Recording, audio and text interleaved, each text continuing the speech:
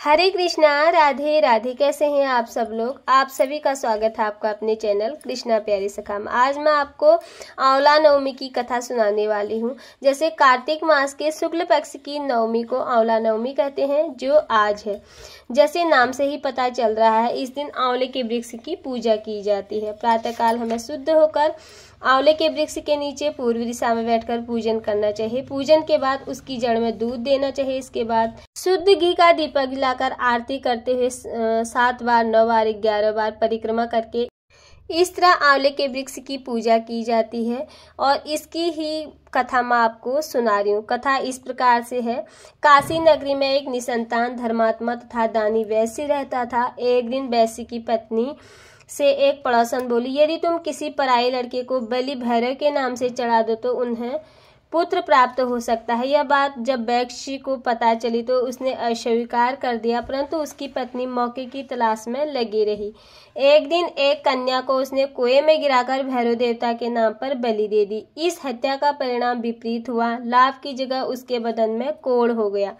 लड़की को प्रेत आत्मा उसे सताने लगी। वैश्य के पूछने पर उसकी पत्नी ने सारी बात बता दी। इस पर वैश्य कहने लगा, गौवध, ब्राह्मणवध तथा बालवध करने वाले के लिए इस संसार में कहीं जगह नहीं है। इसलिए तू गंगा घाट पर जाकर भगवान का भजन कर तथा गंगा में स्नान कर, तभी तू इस कष्ट से छुटकारा पा सकती है।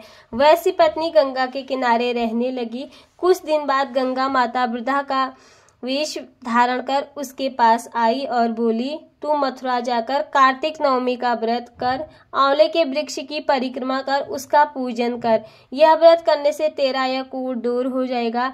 वृद्धा की बात मानकर वैश्य पत्नी पति से आज्ञा लेकर मथुरा जाकर विधि पूर्वक आंवला नवमी का व्रत करने लगी। ऐसा करने से यह भगवान की कृपा से दिव्य शरीर वाली हो गई तथा उसे पुत्र प्राप्ति भी हुई।